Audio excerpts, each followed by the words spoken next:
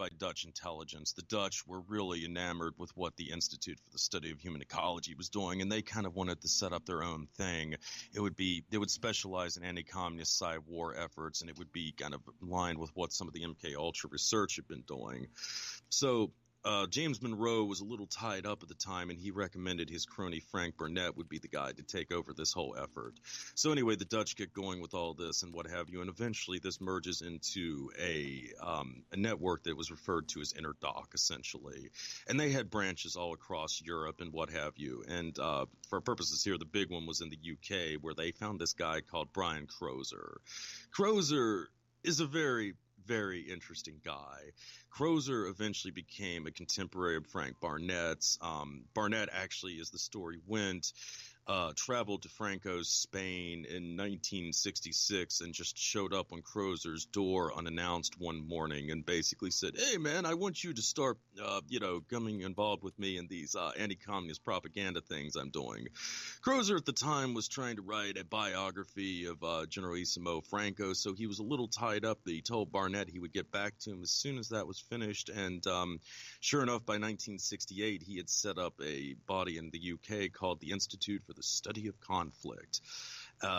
So this was all kind of grown out of these anti-war efforts that Barnett had been involved with the MK Ultra people, James Monroe and so forth in the 1950s. And the corporate sponsor for all of this was none other than Richard Mellon Scaife, who had been really a big magnet for right-wing causes and sponsoring them for years, essentially, especially the pro-life movement in the United States. I mean, Scaife was really the guy who had built these, that whole movement up with a lot of funding over the years, which is ironic because most of the rest of the Mellon family has usually been very pro-choice, major sponsors of Planned Parenthood and all that good stuff. So, in the case of the anti-abortion movement, or just in general the abortion question in the United States, really the Mellon family has been dictating it from both sides for just decades now. It's really quite baffling. But anyway, so you had Crozer, who got set up in all of this, with these guys who had been affiliated with MK Ultra. He's backed by really, Richard Mellon Scaife. And then there were some other interesting guys who eventually started sponsoring his efforts as well. The most notable one being Rupert Murdoch, of course, the founder of Fox News and all that good stuff. So it was a really interesting set of circumstances because I had never really even thought about, how MK Ultra techniques would have been applied to psychological warfare in the first place. But it really does seem like there was a concerted effort with this kind of beginning in the late 50s, early 60s, and it really had crystallized around Barnett's Institute or National Strategic Information Center on the one hand in the U.S. and then Crozer's Institute for the Study of Conflict in the U.K. by the late 60s, early 70s. And to kind of, muddy the waters a little bit even more, this was around the same time that Crozer was also involved with Hugh Mooney and that whole just fiasco that was going on in the Kincora Boys Home scandal that would start to rock the UK going into the early 70s as well. So, it does kind of make you wonder what exactly was going on with all of that. I tell you, man, you're a fountain of information. I have like an encyclopedia here. Now, Casey, I always get confused between Casey and Colby. Which is the one that was involved in the Phoenix program? That would be Colby. Yeah, Colby was the one who died or committed suicide allegedly in '96 when he took his boat out or something like that in the middle of a storm for a little stroll around the lake or something to that effect. Yeah, a little canoe accident happens all the time. It's too suspicious there, Stephen. Okay. Let's see what. Oh, now abortion is fascinating too. The whole American debate over abortion. The number one cause for people to get abortions is economics. They can't afford the baby. And then you got drug addiction and substance abuse and that kind of stuff, homelessness. If you want to address abortion, passing laws isn't going to do a damn thing. You've got to address these issues. If you really cared about this issue, address the causes of it. Yeah, and it's really interesting because, again, like you're kind of saying, I mean, most right-wingers would be very, anti-abortion, but on the flip side of the coin, they're completely unwilling to do anything that would actually alleviate the circumstances that leads to abortion. So, there's a lot of this, complex propaganda that has been worked in the American public for years when it comes to these kinds of issues. Yeah, the idea to close down, to defund Planned Parenthood in order to decrease it. This is where you go to get your free birth control. It just makes no sense. Yeah. It's just insanity. And what do you make of that? Because now you're looking behind, like the motives behind these things. What would be the motive behind that? Well, I mean, I think it really goes back to this, kind of secreted group called the Mount Pelerin Society, I believe is what they were called. But they were founded in the aftermath of the Second World War.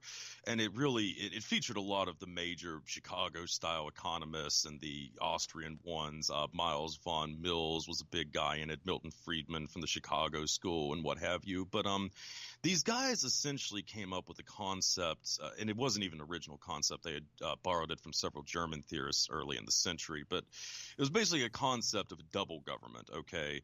And in trying to do this, they essentially wanted to encase everything that was involved with economical issues and have it not be directly affected by democracy whatsoever. And this really led to the whole rise of these, like the NAFTA and these different international trade treaties that essentially the general public would have very little, control over. So they had to give, the public something that they could deal with so that it would appear that democracy would be working. And that's where I think stuff like abortion and what have you comes into play. Ultimately, abortion is probably meaningless to people at the upper ends of power. It doesn't have anything really to do with the interest rates that the Federal Reserve is trying to push forward, or corporate taxes, or anything that would really be seen as being relevant to the, global economy and that type of thing. So, yeah, I mean, I just think that this was part of like, just a general push to come up with different social issues that are really seen as being meaningless to the, upper echelons of power, and then just have the public continue to debate these things over and over again for decades, while they're ignoring the fact that they're basically being completely raped by the corporations on the side. They give the peasants something to argue about. How would you describe your personal politics? That's a good question. I've always kind of considered myself to maybe be center left. I think my wife would consider me to be far right. So I don't know. I'm kind of at a point with my life where I would just say, if something sounds like it's a good ideal, that it's humanitarian, but you also could kind of, come up with a way it would be rationally implemented without, bankrupting the country, I'm pretty open to it, I try to really not look at things as much through a left or right prism anymore, and just sort of focus on what, I think could actually work and would be beneficial to the public at large. Gotcha. Okay, now, also, too, you mentioned that Profumo is involved in this scandal. The Profumo scandal is involved with all this stuff with the melons. Tell us, now, you're really into this Profumo stuff, and I'm not that familiar with it. Give us a little background on that. Well, the Profumo scandal, I really think, was just one of the absolutely pivotal deep events of the 20th century, really on par with the Kennedy assassination. And in fact, there is a lot of overlap with the Kennedy assassination, of course. The Profumo really began in earnest in '61, and it revolved around a love triangle, so to speak, that involved a showgirl named Christine Keeler, John Profumo, the namesake, who was the Secretary of War in the cabinet of the British Prime Minister Harold Macmillan, and a Soviet naval attaché called Eugene Ivanov, who also happened to be with the GRU, which was the Soviet Union. It's still Russia's principal military intelligence service. So anyway, Keeler had attended a party at this place called Cliveden, this really exclusive mansion that British elites had used for years. At the time, it was owned by the Astor family, another one of these just, epically powerful and influential Anglo-American dynasties. Keeler ends up sleeping with Ivanov, which might have been the plan. There's a lot of evidence they had been using Cliveden for honey traps for years leading up to this point in the 1960s. But unfortunately, a couple of days later, she started having an affair with Profumo. So now you had kind of the rather awkward situation where the Secretary of War is having sex with the same girl who's also having relations with a Soviet intelligence asset, all of which was, of course, rather embarrassing to many parties involved. The scandal festered for about a year and a half or something, and during the intern, the guy who kind of arranged all this, Stephen Ward, he was an osteopath. He was the guy who had arranged for Keeler to sleep with Ivanov. He is also the one who had introduced Profumo to Keeler and so on. he had parlayed his relationship into Ivanov essentially into being used as a back channel between the UK and the Soviet Union during the Cuban Missile Crisis, remarkably. And then finally the scandal started to break in 1963, and that was when Ward was essentially the guy that was offered up as the scapegoat, and ultimately it brought down the government of Prime Minister Harold Macmillan in 63, just a couple of months before the Kennedy assassination. Now, this was all rather tantalizing to begin with, but I mean, I think part of the panic that was driven by all of this was the fact that they were concerned that some of these pedophile rings would get exposed by Profumo. Of course, Ward used women who were sort of borderline 16, 17.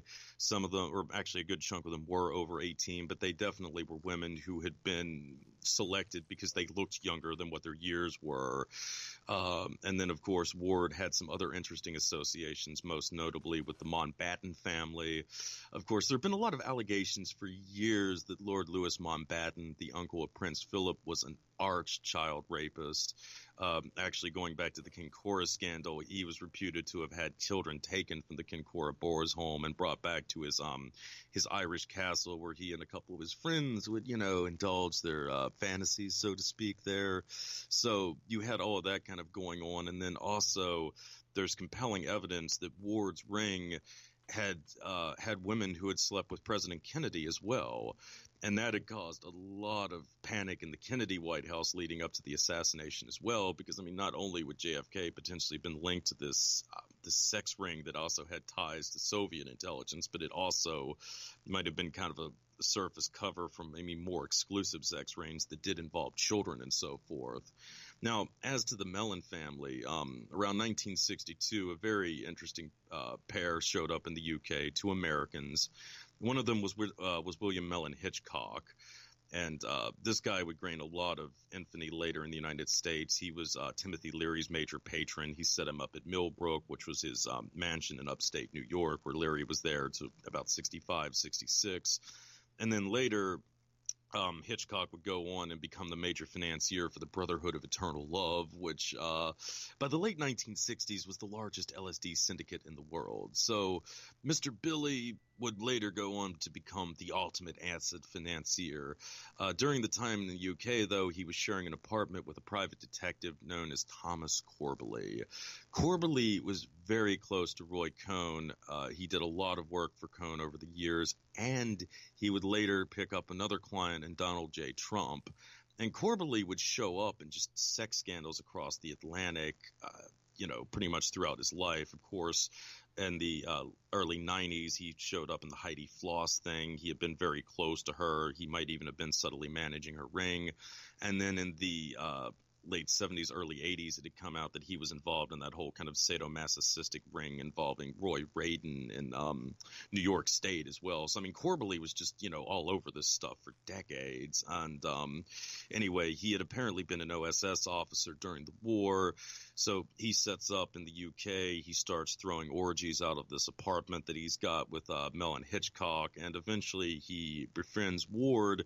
He figures out that the rumors about Ward being used as a back channel by the British were true, and he also, and this was apparently the reason why he was really interested in Ward, was able to confirm that Ward had been providing girls that Kennedy had slept with. So as the Profumo scandal starts to break in 63, he returns to the United States, and he decides it's time to tell somebody, and the person that he opts to go to initially is the FBI, but he does it through his attorney, Roy Cohn. And apparently some of the stuff that Corbally told Roy Cohn, which Cohn later passed on to the FBI, still remained classified as of 2014, which is pretty bloody remarkable considering, the scandal was almost 6 decades old now. So, yeah. And this, of course, came at a time when Roy Cohn was really fighting for his political life. Robert Kennedy, the Attorney General, absolutely despised Roy Cohn. This kind of went back to the whole McCarthy hearings thing and so forth. And apparently when his brother JFK was elected, a mutual friend of Robert and Roy Cohn had came to Roy and had said, Robert Kennedy had 2 names on a list he gave the Justice Department that we were going to go after. The first name was Jimmy Hoffa. The second name was Roy Cohn. So, yeah, and then at the same time, Cohen's mentor, J. Edgar Hoover, was also sort of in his own little interscenic war with the Kennedys as well. So I would imagine they were very happy to hear many of the things that Thomas Corbally had to say to them. And, of course, at the same time, you've got a Mellon lurking in the background as well, which is always a